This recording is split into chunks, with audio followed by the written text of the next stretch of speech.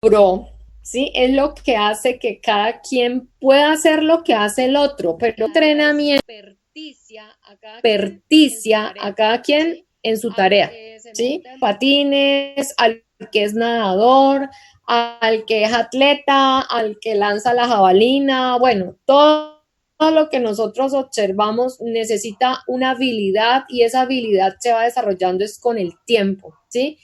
Con el tiempo vamos haciendo esa coordinación motora que desde pequeñitos todos tenemos la facultad. ¿Y cómo lo hacemos? Cuando el niño empieza a sostenerse sobre sus cuatro extremidades. Esa etapa se llama la etapa del gateo. Y esa etapa del gateo es donde él se afianza sobre el piso, que es duro, y sus habilidades son burdas porque él apenas está contextualizando y está interiorizando esas texturas que él tiene que tener el contacto para tener su propia experiencia. El niño después de la etapa del gateo tendrá que ponerse erguido, ¿sí? Pero cuando él se pone erguido, él todavía no es estable, él se cae otra vez al piso, ¿sí? Y tendrá que sujetarse de la pared o de cualquier elemento que le dé la seguridad mientras aprende a coordinar la posición en bipedestación que él empieza a tomar y tiene que empezar a coordinar esa posición con el movimiento de sus bracitos para poder entonces avanzar en el paso. Pero un niño que empieza a dar los primeros pasos no tiene la velocidad de un niño de 5 años, porque precisamente está en esa etapa de desarrollo, está afianzando sus habilidades. Entonces él lo va a hacer con mucho temor y obviamente va a afianzar ese dominio y esa habilidad cuando él va al parque con la persona mayor que lo cuida. ¿Y qué va a hacer el niño al parque? Pues tiene la posibilidad y la oportunidad de subirse a todos los juegos que nosotros vemos en un parque. Cuando el niño se sube al resbaladero, al burrito, al columpio, además de recrearse, que es lo que todos pensamos, ¿qué está haciendo? Está afianzando sus habilidades motoras, está afianzando las fortalezas para poder coordinar sus movimientos corporales. Y ustedes observan que él al principio, en medio del temor que necesita, el apoyo del adulto.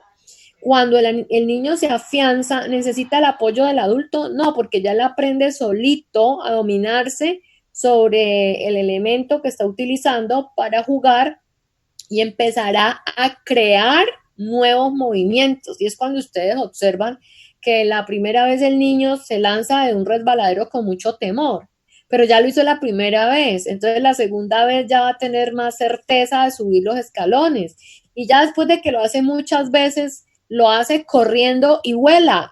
Y algunos lo hacen en reversa. Entonces no solamente se tira de arriba para resbalarse, sino que el piso asciende el resbaladero porque ha creado nuevos movimientos. ¿Hasta ahí vamos? Sí,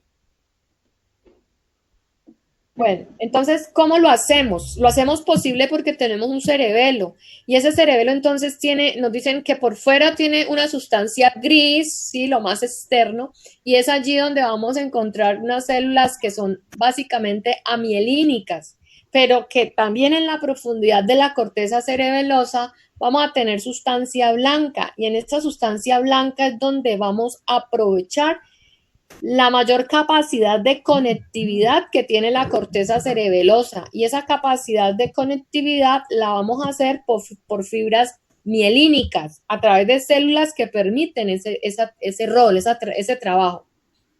También dentro de la sustancia blanca de esta corteza cerebelosa vamos a encontrar unos núcleos y esos núcleos nos hacen conexiones desde la parte más profunda, nos hacen puente entre los núcleos que tenemos en el tallo cerebral, unos núcleos pontinos, en el bulbo raquídeo tenemos unas olivas, las olivas inferiores, acuérdense que va vía olivo-cerebelosa, ¿sí? Yo les decía la vía olivoespinal, por esa vía recibe aferencias de la corteza cerebelosa. Entonces, esas conexiones que precisamente en su mayor fuerza bioquímica son GABAérgicas, pues también permiten recoger información de otras áreas, como lo son los núcleos olivares, los núcleos pontinos, a través de unas fibras que les voy a mencionar, que son de dos tipos, las fibras trepadoras y las fibras musgosas en esta sustancia blanca, la corteza cerebelosa. Pero ¿cómo lo hace? A través de unos núcleos. Entonces se va a afianzar sobre la región del vermis de forma lateral, ya lo vamos a ver, y esos núcleos van a servir de estación de relevo para poder hacer esas conectividades que les estoy empezando a mencionar. Entonces nos dicen que evolutivamente hay unos menos desarrollados y que hay otros que están asociados con esas habilidades que les acabo de decir yo, con mayor precisión, con más atención, con más concentración y actividad cognitiva. Entonces, los más antiguos filogenéticamente son el núcleo fastigial, el núcleo globoso y el núcleo emboliforme.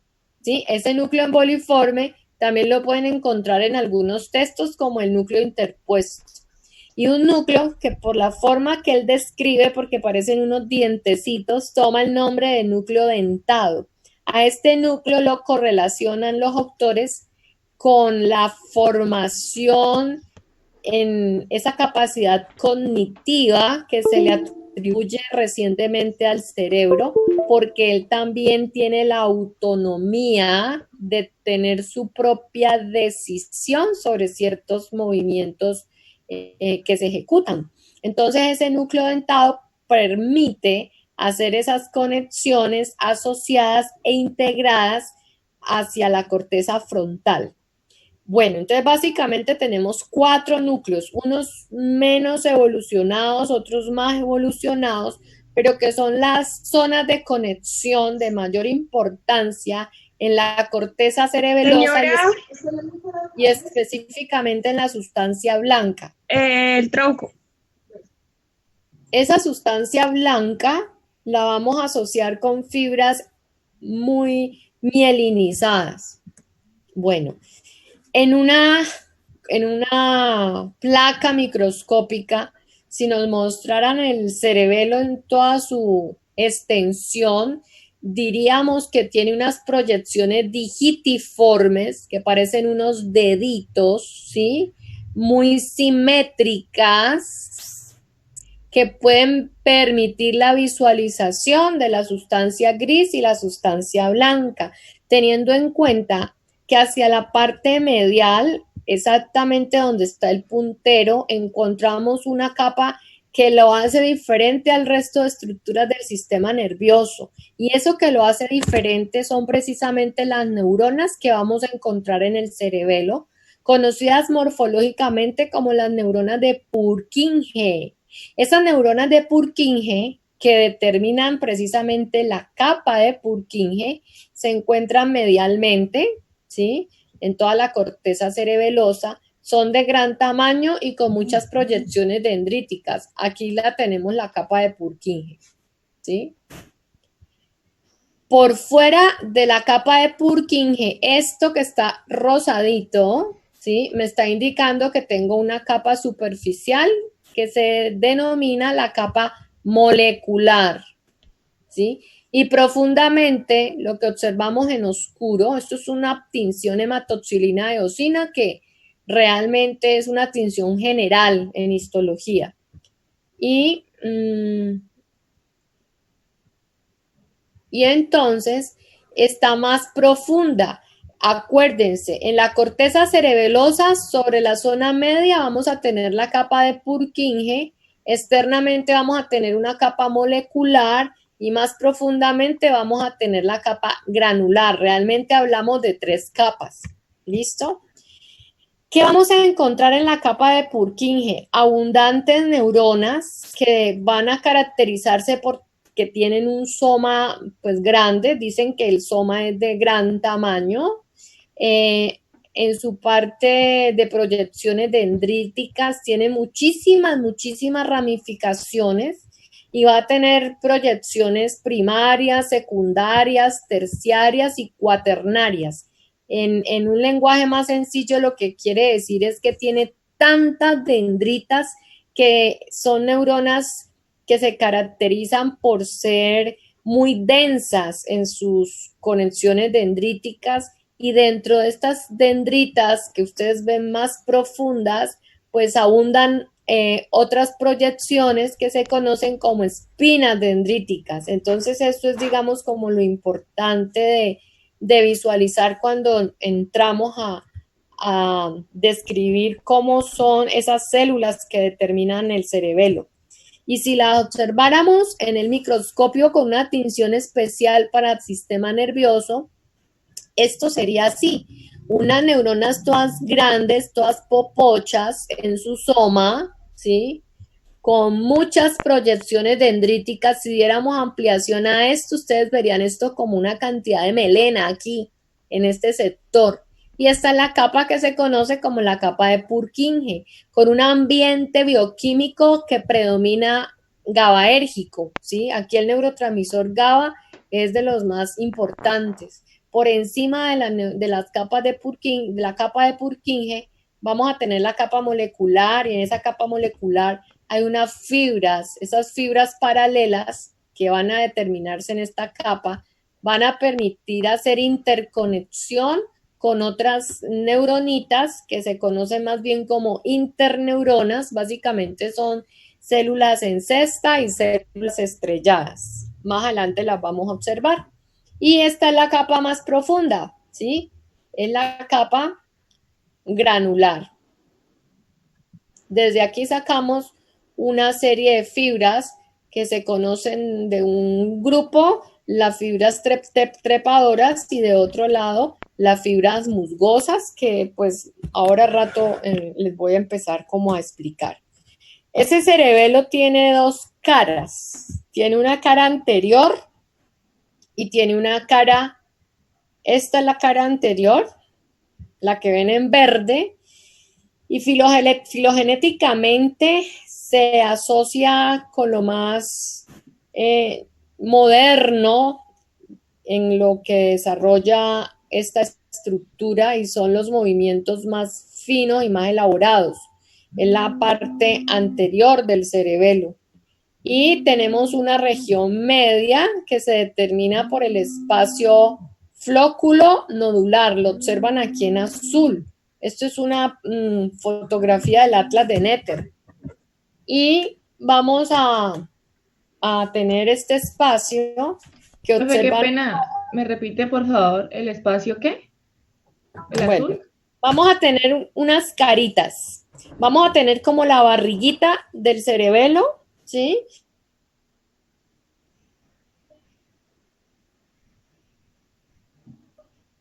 Que va a tener un predio, Profe, lo escuchan de color mayor, Profe, no se escucha nada. de los movimientos coordinados. Profe, Se escucha entrecortado. profe, no se escucha nada. No, y de aquí a que la paremos. Precisión en cuanto Profe, ¿Mejoró? no se le escucha nada. No se le entendió nada de lo que dijo. Desde que dijo 3 caras, ahí se pausó La todo. barriguita. ¿Aquí mejoré? ¿Mejoró o no? Sí, profe. ¿Sigo igual? ¿Aló? Ahí. Ahí está mejor, profe. Bueno, entonces les decía que tiene 3 caras este cerebelo. Una anterior o inferior, que es la que ustedes observan aquí como si fuera la barriga del cerebelo, la cual limita con la cara posterior del tallo. Aquí lo que se ha retirado es el tallo cerebral, ¿sí? Y que esta parte tiene un predominio sobre los movimientos más finos y lo que nos brinda mayor estabilidad en lo que es asociado al posicionamiento y al equilibrio, ¿sí? Esta parte azul, ¿me escuchan? Sí, profe. Sí, señora. Sí, profe. La parte azul se conoce como la región flóculo. Esto que parecen unas alas es el flóculo, y esto que está aquí es el nódulo, ¿sí? Entonces se conoce como región flóculo nodular. Esta es la parte como más primitiva del cerebelo, la cual permite el posicionamiento en bipedestación, o sea, que nos paremos erguidos y que levantemos la cabeza sobre el eje del cuerpo, ¿sí? Profe, ¿posicionamiento qué? El posicionamiento en bipedestación, o sea, en dos pies, porque nosotros primero gateamos, ¿sí? Y después de gatear, afianzamos y nos paramos en dos pies. Por eso es bipedestación, es este pedazo. Logramos el equilibrio, ponernos erguidos y dominar la cabeza sobre el resto del cuerpo. Y la parte posterior del cerebelo, la cara posterior, es lo que observan ustedes en rojo, ¿sí? Entonces, digamos que esto es lo que está atrás. Esto que ustedes ven aquí en verde y rojo en primera línea es como si sobre esta parte descansara el lóbulo occipital. Encima de esto que está el puntero tendríamos el lóbulo occipital. Y aquí en esta cara anterior estaríamos posicionando el tallo cerebral, ¿sí? Pero se retira el tallo cerebral precisamente para que se observe completo la estructura del cerebelo. Y tenemos dos hemisferios, ¿sí? El derecho y el izquierdo. Tenemos hacia la parte central algo que parece como un gusano, ¿sí? Esto que parece como un gusano es la parte que permite la unión de los dos hemisferios cerebelosos y se conoce como el vermis del cerebelo, ¿sí? El cerebelo tiene anatómicamente una configuración muy diferente a la configuración que tiene el cerebro. ¿Quién se arriesga a decirme qué es lo diferente que tiene el cerebelo frente al cerebro? ¿El tamaño? El tamaño. El cerebelo es mucho más pequeño que el encéfalo. ¿Qué más? La unión que une los dos lóbulos. Exacto. Nosotros en los hemisferios cerebrales tenemos es un surco, ¿sí? Una fisura. Aquí no. Aquí nosotros tenemos una parte que es una depresión hacia el eje central de la estructura, la cual permite conectar los dos hemisferios cerebelosos. ¿Qué otra diferencia observan? La forma de las láminas, profe. La forma de las láminas. El encéfalo lo que tiene es unos giros y cada giro tiene una tarea. Aquí resulta que no. Nosotros transversalmente lo que vamos a hacer es a superponer unas laminillas y muchas laminillas nos van a determinar regiones en este cerebelo que se conocen como lobulillos, ¿sí? Profe, disculpa, la parte roja, ¿cómo se llamaba? Esta es la cara posterior, ¿sí? Profe, ¿y qué función tenía? Disculpe. Bueno, yo les decía que esto es La como lo función. más nuevo, la parte verde, ¿sí? La parte más antigua, la menos evolucionada, la región floculonodular, la que está en azul, y el paleocerebelo, donde hacemos conexiones con vías aferentes, con vías sensitivas, por ejemplo, la espinocerebelosa y el fascículo cuneiforme, es esta parte roja que se conoce como el paleocerebelo. Es como la intermedia.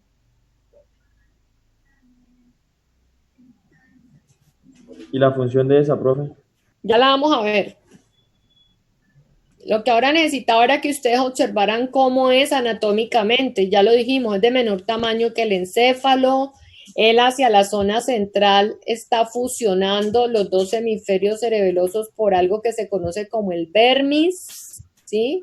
El vermis, ahora van a ver qué hace el vermis, pero además aquí tenemos unas laminillas, ¿sí? Y muchas laminillas me van a configurar unos lobulillos, que son porciones dentro de cada cara. Tenemos una cara anterior o anteroinferior, así la llaman unos libros, y la cara posterior, ¿sí? Dentro de esta parte posterior tenemos una región intermedia y algo muy puntual, que es lo que observan aquí en azul, es lo que nos permite ponernos en dos pararnos y caminar erguidos. Es el lobulillo flóculo nodular, que lo ven en azul, está marcado en azul.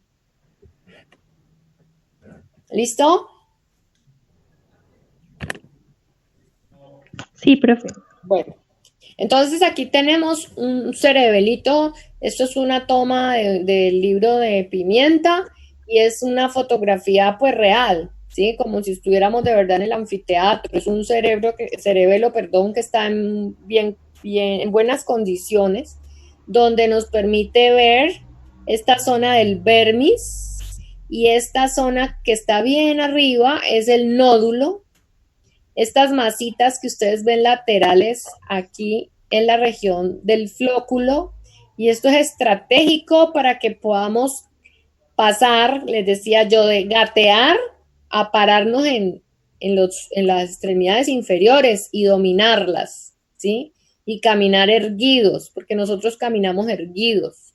Una persona cuando empieza a incurvarse, sobre todo un adulto mayor, ¿ustedes cómo observan que él camina?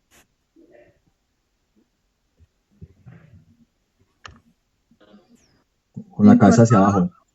Sí, agachados, con la cabeza hacia abajo, y además, ¿qué más es característico en ellos? La joroba. Se van jorobando, ¿sí? Y se joroban tanto que pueden caerse. ¿Por qué? Porque pierden equilibrio. ¿Sí los han visto, cierto? Sí, profe.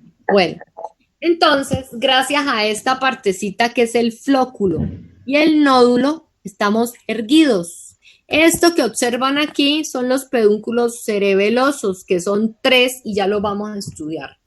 En esta cara anteroinferior, que yo les decía la barriga del cerebelo, empezamos a observar unas partes.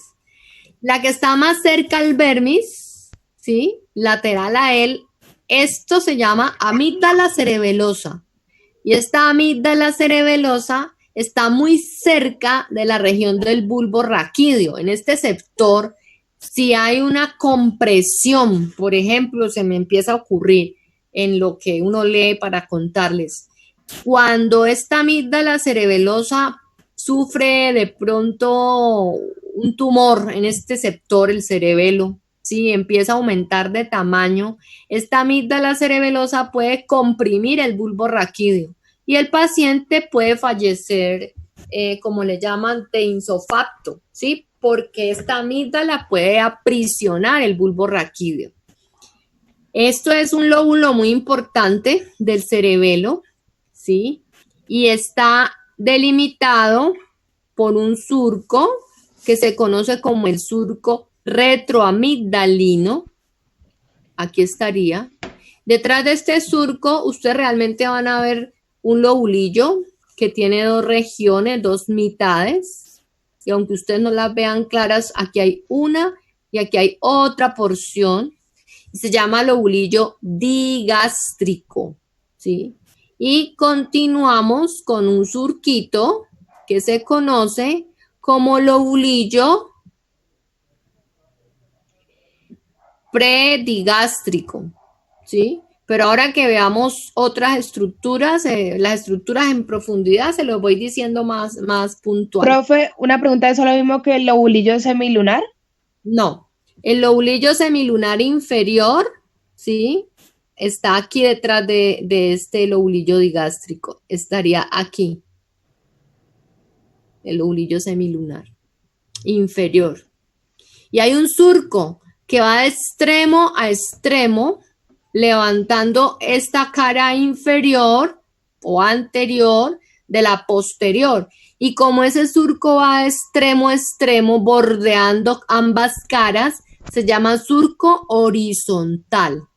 Y ese surco horizontal inicia en este que ustedes observan aquí, separando como la zona de los pedúnculos cerebelosos y la amígdala cerebelosa y el flóculo, ¿sí? Este que está aquí en este espacio se llama surco posterolateral, pero él termina aquí para dar inicio al surco horizontal, ¿sí? No me preocupen que ahorita lo vamos a repasar.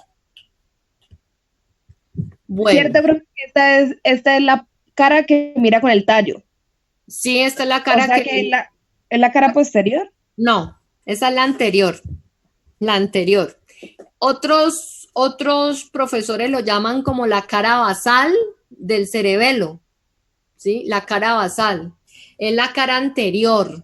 Yo siempre, para que los estudiantes se aprendan la posición, les digo que es el cerebelo cuando tiene la cara arrugada. Cuando tiene más arruga es la cara anterior. ¿Sí? Y lo van a ver así, porque esta otra cara, a ver si la encuentro por acá en alguna foto, la posterior, ¿dónde está? A ver, espérate, a ver, yo te la busco.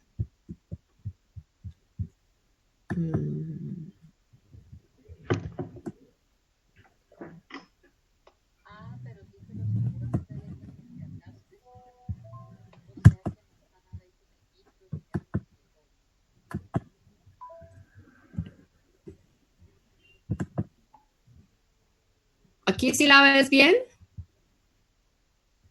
Sí, señora.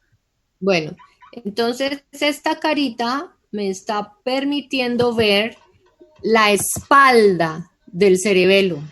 O sea que sobre esta región vamos a ubicar el cerebelo, el lóbulo occipital, perdón. Sobre esta espalda, aquí va a descansar el cerebelo, el lóbulo occipital de la corteza. ¿Sí? Esto que ustedes observan aquí es el tálamo. Y esto es la espalda del tallo cerebral en la zona del mesencéfalo. Esta es la lámina cuadrigémina. Aquí tenemos la glándula pineal. Entonces, esto que ustedes están viendo es la cara posterior del cerebelo. Y es esto mismo que tiene Néter pintado. ¿Sí? Ah, ya, profe, muchas gracias. Listo. Aquí tenemos la cara anterior. A ver, les bajo esto para que lo vean mejor. ¿Sí? Entonces, esta es la barriguita que yo les digo. Aquí estaríamos pegando el tallo cerebral hacia la zona pontina. O sea que esto que ustedes ven aquí, color, yo qué sé, color piel aquí clarito, rosadito, es el espacio que demarcan los pedúnculos cerebelosos hacia la zona pontina. O sea que en esta foto lo que Néter hizo fue separar el tallo para observar en su amplitud cómo está configurado el cerebelo. Y esta es la cara anterior, por eso yo les digo que es la más fea, la más arrugada, porque es la que tiene más irregularidades en los lobulillos. La otra usted la ve más homogénea. Mírenla, más lisa, ¿sí? Con menos irregularidades. Y esta es la parte posterior. ¿Listo? Sí, profe. Bueno. Bueno, acá íbamos. Yo iba aquí, donde les decía que ese cerebelo, pues tiene unas partes que hay que tener presentes. Y ya quise el marcador aquí. Y que estos son los hemisferios, ¿sí? Todo esto, pero estamos en la cara anterior. Esto es el vermis y la primera partecita del vermis es el nódulo, el que se une con la región del flóculo, y estas dos partecitas estaban marcadas en azul ahora ratito y son las que primero desarrollan habilidad de posición en equilibrio. Acá tenemos entonces los pedúnculos cerebelosos. Todo esto es el vermis. O sea que la mayor cantidad de circuitos que vamos a tener dentro de este cerebelo lo vamos a encontrar aquí en la región del vermis. Ahora van a ver que allí vamos a determinar como unas ramitas que se conocen como folias. Cuando ustedes vieron biología en el colegio, les hablaban del árbol de la vida, ¿cierto? ¿Sí se acuerdan de la biología del colegio cuando vieron el cuerpo humano?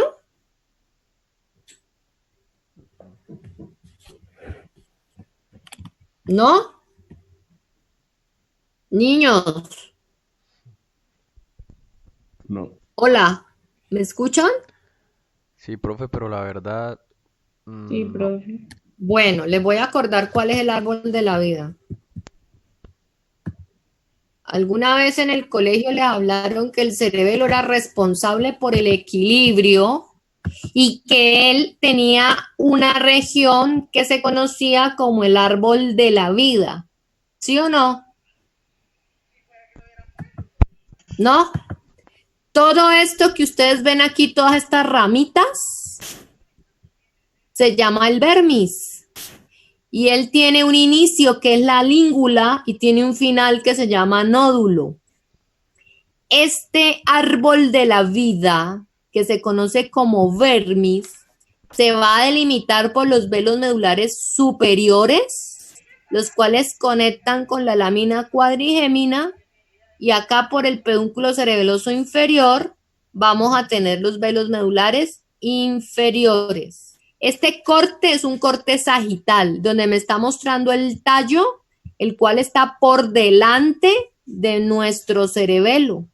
Y en lo más profundo, en esas conexiones que él permite tener, lo que realmente existe es lo que llaman en algunos textos el árbol de la vida. ¿Qué es el árbol de la vida? Cada folia de estas, ¿sí? Cada ramita de estas que determina el vermis. ¿Ahora sí? Sí, profe. Sí, profe. Entonces volvamos a nuestro cuento. Entonces yo les decía que ese cerebelo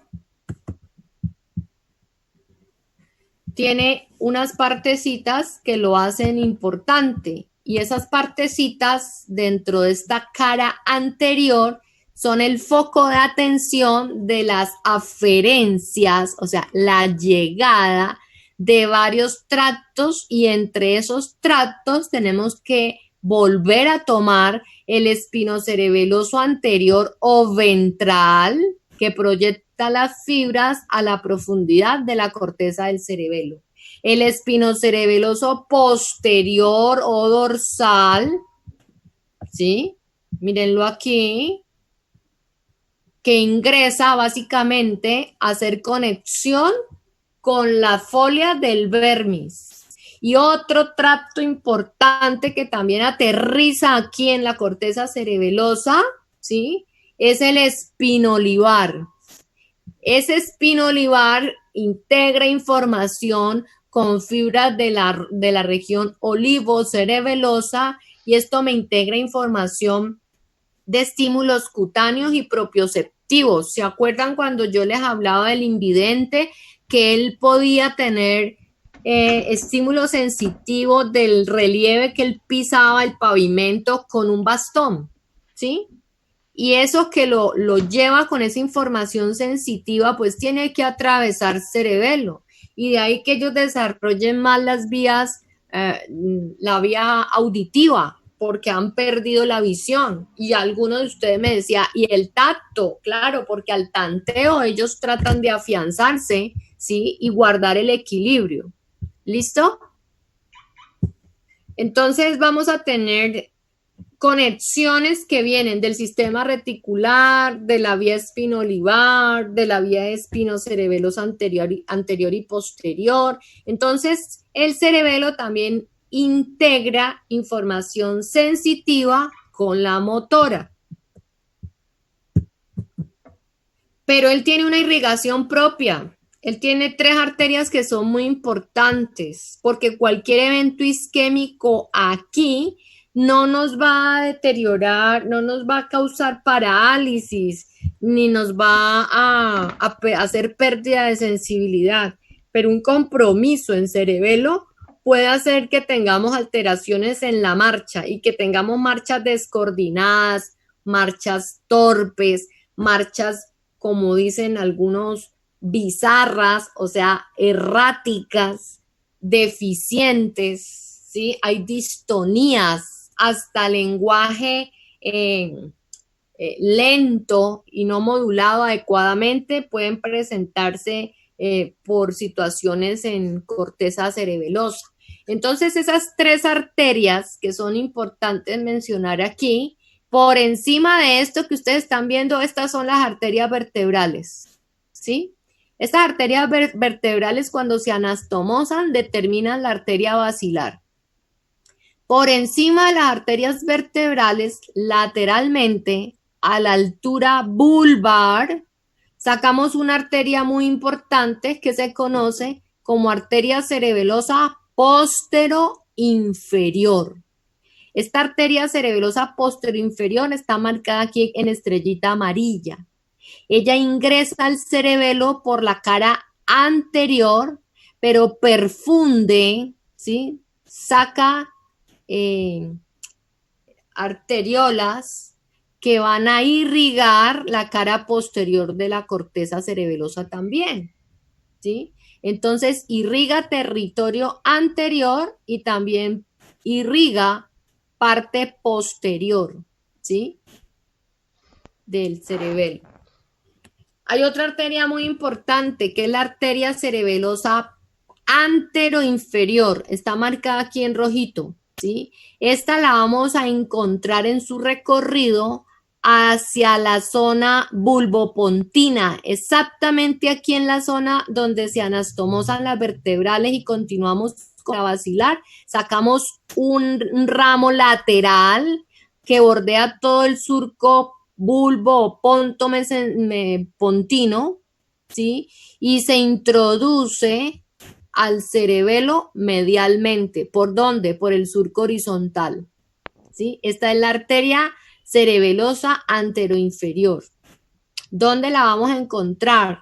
En límite con el surco bulbopontino, lateral a la región donde se unen o se anastomosan las arterias vertebrales con la arteria basilar, pero esta se va lateralmente por el surco bulbopontino para formar la arteria cerebelosa anteroinferior, y ella va a introducirse por el surco horizontal, pues a perfundir la estructura.